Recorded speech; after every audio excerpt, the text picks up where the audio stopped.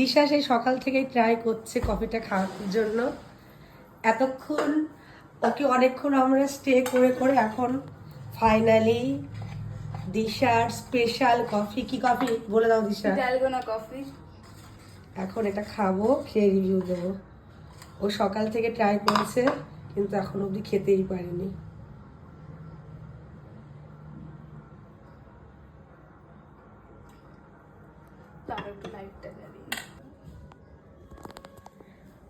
এখন খেয়ে বলবো কেমন হয়েছে।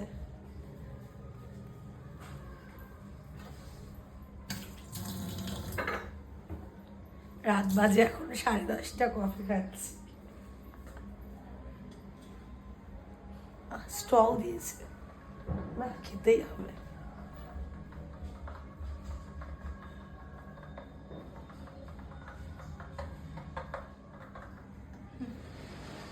খেয়ে দেখি। দিশা দারুণ হয়েছে, দারুণ। Thank you.